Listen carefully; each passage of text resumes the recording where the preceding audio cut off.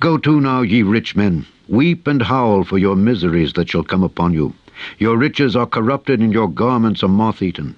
Your gold and silver is cankered, and the rust of them shall be a witness against you, and shall eat your flesh as it were fire.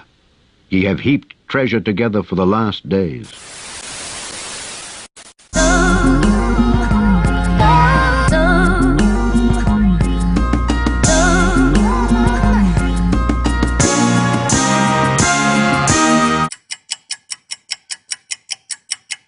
We come back to hip-hop.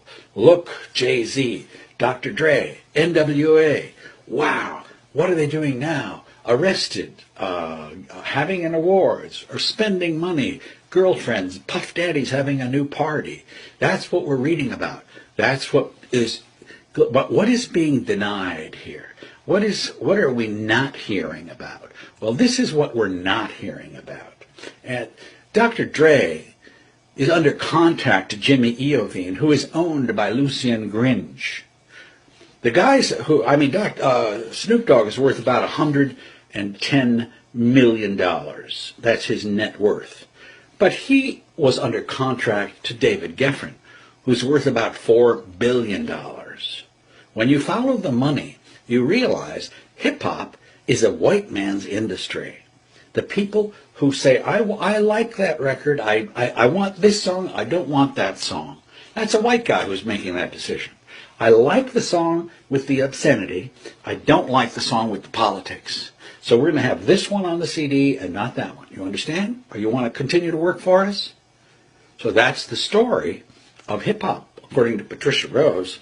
It is the corporate sale of racism.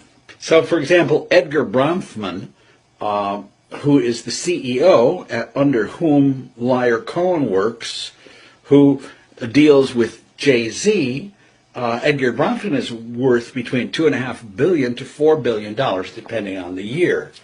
So these are white people who control this industry, and we don't know much about any of them. Okay? They're marketing racist images of black people, especially black males. And they're the ones who are profiting the most from it. They that see thee shall narrowly look upon thee and consider thee, saying, Is this the man that made the earth to tremble, that did shake kingdoms, that made the world as a wilderness, and destroyed the cities thereof, that opened not the house of his prisoners? Ever wonder why you see the same stereotypes of black and brown people depicted in hip-hop music? What if I told you that some of the biggest music companies are in cahoots with private prison owners, and that the rap music we listen to is not only meant to entertain, but to verbally and visually support criminal behaviors that funnel disenfranchised people into these private prisons? Lastly, what if I told you I have proof? In 2012, CoreCivic, formerly known as Corrections Corporation of America, the biggest name in the private prison industry, contacted 48 states offering to buy their prisons. One requirement of eligibility for the deal was particularly strange: an assurance by the agency partner that the agency has sufficient inmate population to maintain a minimum 90% occupancy rate over the term of the contract. Wait, right? What? What kind of legal and ethical measures could be taken to ensure the maintenance of a 90% prison occupancy rate? Now let's work together to connect these things, because I'm sure you're a smart person. It won't be long. Let's do the work. In 2012, a mere 232 media executives were responsible for the intake of 277 million Americans, controlling all avenues necessary to manufacture any celebrity and spark any trend. Time Warner, as the owner of Warner Brothers Records, can not only sign an artist, but since they're also owners of Entertainment Weekly, they can also put an artist on the cover by next week. You think you choose what you listen to, but do you? Both BET and MTV belong to Viacom. Okay, now I know that's not news to some, but when the use of these media conglomerates is cross-checked with ownership of the biggest names in prison privatization, it's starting to get a little fishy. The largest holder in CoreCivic, formerly Corrections Corp of America, is Vanguard Group Incorporated. Vanguard is the #1 largest holder in both Viacom and Time Warner. Vanguard is also the largest holder in the GEO Group. the second largest owner of private prisons in the U.S. The overlap in private prison / mass media ownership is disturbing. Let's make this clear. The people who own the media are the same people who own private prisons. The exact same people. They make money from getting so-and-so from the hood to glorify the life they live. And they don't care about the impact it has on others because money is the motive.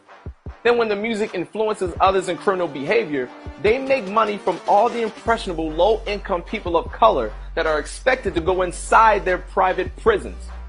You can research these companies yourself, by the way, it's not hidden.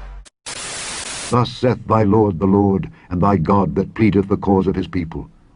Behold, I have taken out of thine hand the cup of trembling, even the dregs of the cup of my fury. Thou shalt no more drink it again. But I will put it into the hand of them that afflict thee, which have said to thy soul, Bow down, that we may go over. And thou hast laid thy body as the ground, and as the street to them that went over. When you see this, right? Let's be clear. When you see this, when you see this, when you see this, when you see this, when you see this, when you see this, when you see the checkerboards on the floor, when you see the skull and bones, when you see the signs and symbolism, when you slow down the music, Jay-Z new video with Nas and DJ Khaled, it's a scene where it's checkerboards.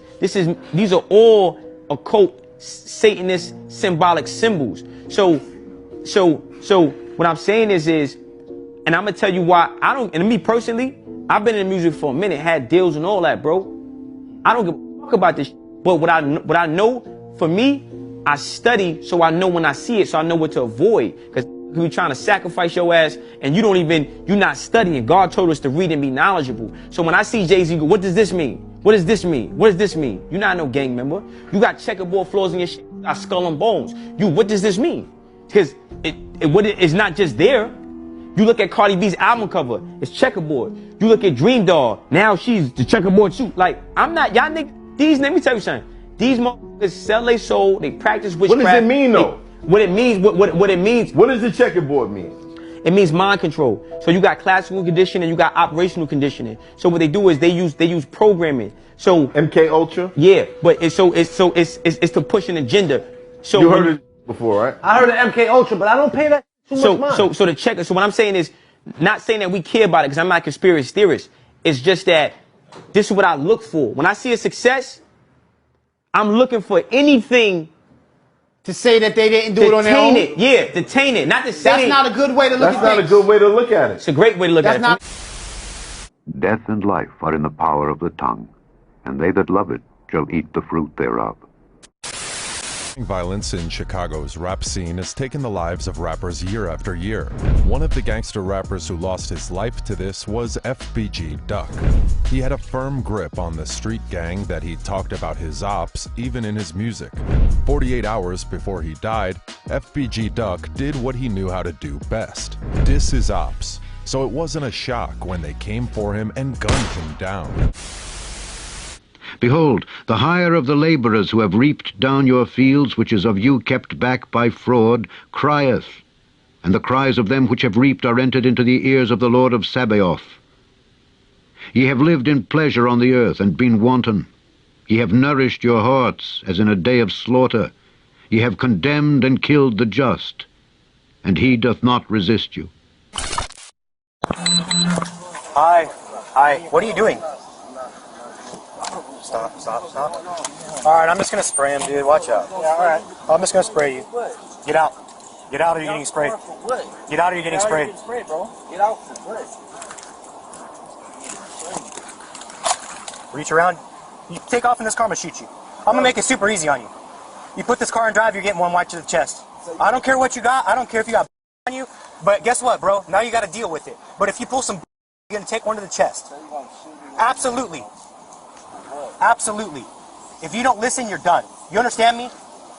Gardiner, Lawndale Unit 10-6. Unit comply or no? Comply with? If you move your hands from right there, you're in trouble. So you gonna shoot me? I'm sitting in the damn car, bro. 14809 Crenshaw. Wheat Shop Parking Lot.